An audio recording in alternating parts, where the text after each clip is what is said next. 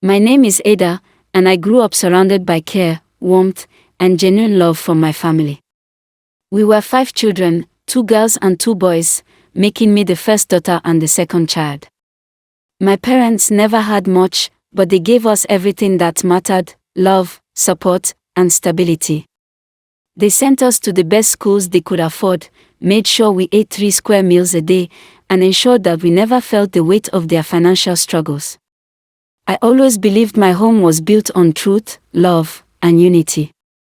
But I never imagined what the future was quietly preparing for me. After completing secondary school, I gained admission into the university to study accounting. It was during my time there that I met Jay. Handsome, charming, and unbelievably persistent. He chased me for months until I finally accepted him. Who wouldn't? He was kind, generous, and attentive. Giving him a chance felt like the right thing, and soon our love blossomed into something perfect and sweet. He graduated before me, but when it was my turn to graduate, he showered me with gifts, surprises, and affection. He filled the void left by my parents' physical absence and made me feel seen, protected, and loved. After my NYSC service year, Jay visited my parents and asked for my hand in marriage. Our wedding was everything I ever wanted: beautiful, elegant, and full of joy. Years later, I gave birth to twins, a boy and a girl, and Jay was the happiest man alive. His joy made me feel like the luckiest wife in the world. At the time of my marriage, my younger sister, 20 years old then, was living with us. She was beautiful, just like I was at her age. She helped with chores and the twins, especially because I worked at the bank. Everything seemed perfect, stable, and peaceful. Then one day, she woke up and announced she was returning to our parents' house. I didn't think too deeply about it. I simply let her go and hired a small house help to assist with the kids. A few months later, I heard my sister was pregnant. Shock rippled through me because she never had any boyfriend while living with us. My parents told me the father was abroad, that he had already come to see them, and that everything had happened quickly. They asked me not to be angry. I chose to be happy for her. My sister was loved, cared for, and soon to become a mother. My parents said her abroad husband was providing everything she needed. I wished her well. When she went into labor, I left work and rushed to be by her side. My husband joined me too. He ran around, paying bills, talking to doctors, making sure everything was perfect.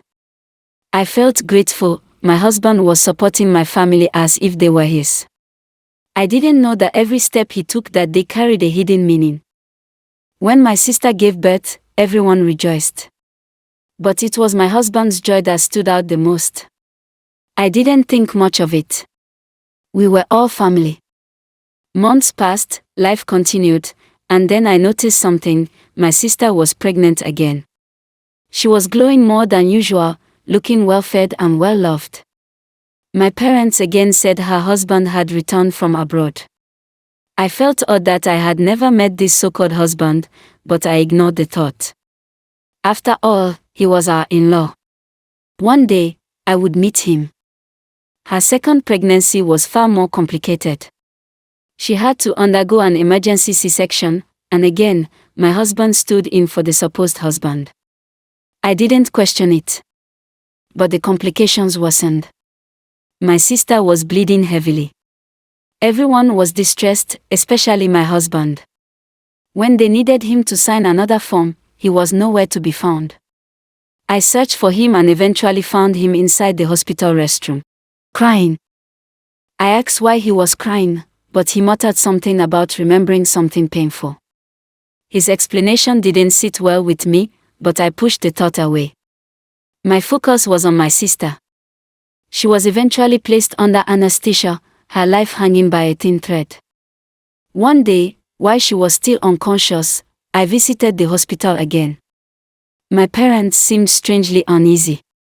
Then my father asked my husband to step outside. Moments later, they called me closer.